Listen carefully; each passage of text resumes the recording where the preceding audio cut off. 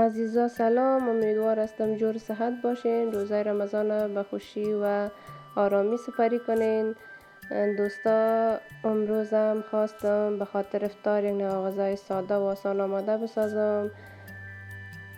در غذای امروزی از بادمجان سیاه و گوشت چرخ شده استفاده کردیم. عزیزا امیدوار هستم تا آخر ما را همراهی کنین. در ضمن چنل ما را هم سابسکرایب کنین.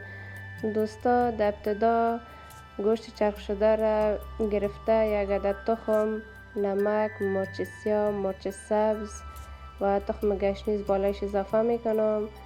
قسمی که میبینین همه مواد با هم خوب مخلوط میسازم. دوستا به خاطر که روز به روز گرم شده میره از مرچ سیاه کم استفاده کردم. گوشت کوفته آماده شد. دوستا در این قسمت 2 عدد بادمجان سیاه را پوست میکنم و دراز دراز ورقی توته میسازم.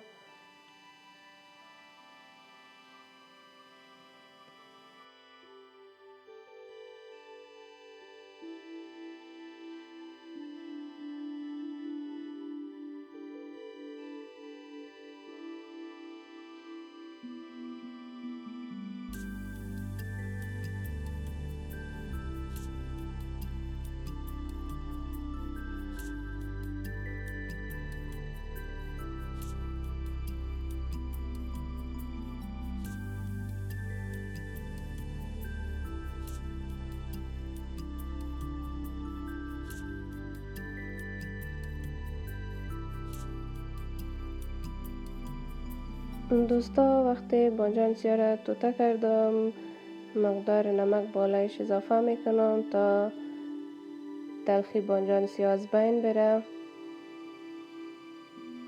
البته به مدت 10 دقیقه میگذارم تا تلخی خود از دست بده.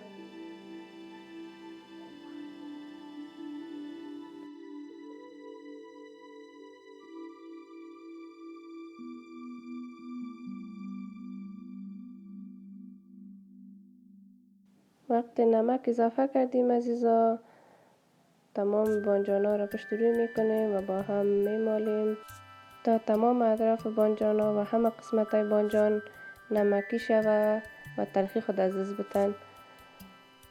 دوستا بعد از 10 دقیقه دیگه بالای حرارت میگذارم و بادمجان های توته شده را داخل روغن به مدت 5 دقیقه سرخ میسازیم.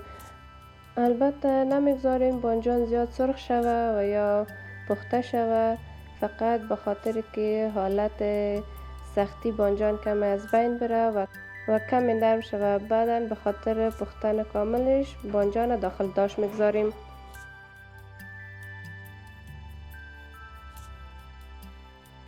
دوستا سرخ شدی زیاد بادمجان به صحت مضر است، خصوصا به معده زیاد ضرر داره.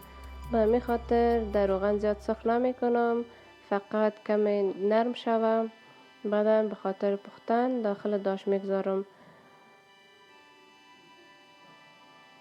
عزیزا امیدوار هستم چنل ما را سابسکرایب کنین، نظریاتتان همراه ما شریک بسازین.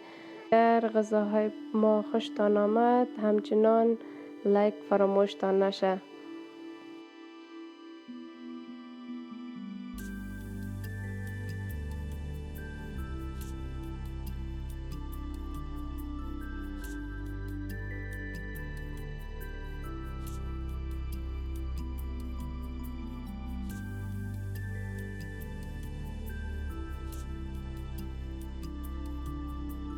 ما بادمجان ها دیگه تقریبا نرم شده، از روغن بیرون میسازیم.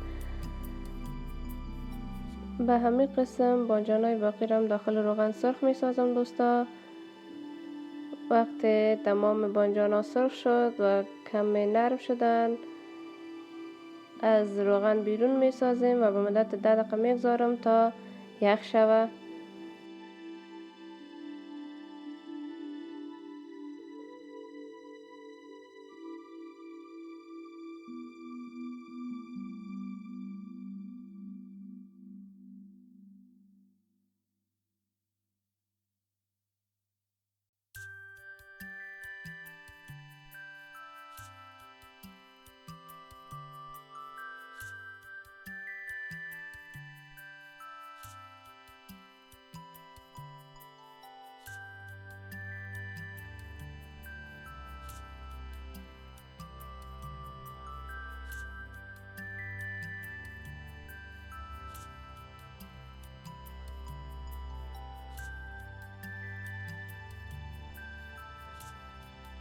حالا دیگه وقتش رسیده که بانجانا رو به مدت 10-15 دقیقه بگذاریم یخ شوه.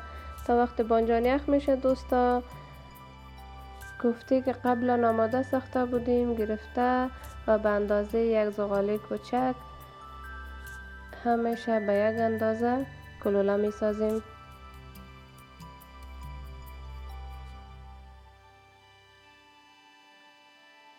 دوستا یک غذای بسیار خوشمزه است. امیدوار هستم شما آماده بسازین. البته اول ویدیو ما را تا آخر ببینین، بعدا در خانه امتحان کنین و آماده بسازین. دوستا اما کوفته آماده شده. حالا داخل روغنی که قبلا بانجان سرخ کرده بودیم کوفته را سرخ می سازیم. حرارت کم می سازیم تا داخل و بیرون کوفته همزمان پخته شود.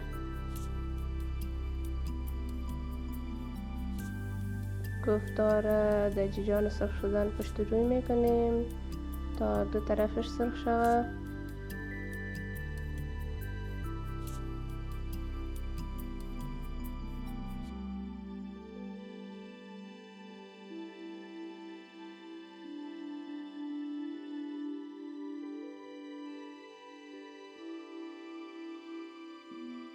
عزیزا تقریبا کوفته آماده شده. از روغن بیرون می سازیم و بانجان هم یخ شده. ما قبلا یک عدد رومی بانجان را توته کردیم، به قسمت کوچک کم زیتون هم آماده گرفتیم. حالا به شکل تصویر دوستا ببینین. 2 ورق بانجان سیاه را بالا یک دیگه میگذاریم و یک دانه از کوفته آماده شده داخلش میگذاریم و هر دو طرف بانجان سیاه را بالایش دور میتیم. بعدا یک دانه زیتون و یک توته از رومی بانجان را داخل خلال دندان میگذاریم و بالای بانجان و کوفته میگذاریم. به این قسم دوستا همه بانجانا و کوفته را به می شکل آماده می سازیم. وقتی تمام مواد خلاص شد آماده شد، مواد آماده شده را داخل داش باز میگذاریم.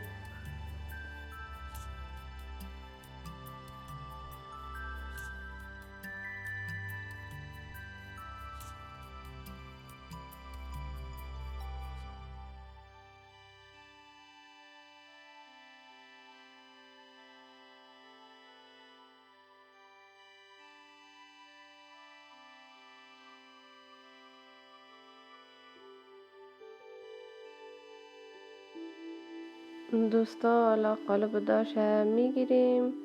ما قبلا چرب کردیم قالب. تمام مواد و یا بانجانایی که آماده ساختیم داخل قالب چینم و از ساس رو به بانجان رومی آماده ساختیم بالایش میریزم. البته دوستا ساس از مرچ سیاه، نمک و کم آب آماده ساختیم. اول کمی بالای بانجان میریزم دوستا، بعدا باقیش در وسط میندازم و قالب به مدت 15 دقیقه داخل داش قرار میتم عزیزا. و درجه داشم باید 180 درجه باشه. دوستا بعد از 15 دقیقه غذا آماده شده، بسیار خوشمزه معلوم میشه. امیدوار هستم شما هم در خانه تان آماده بسازین، از این غذای متفاوت و لذیذ لذت ببرین. نوش جان همه تان.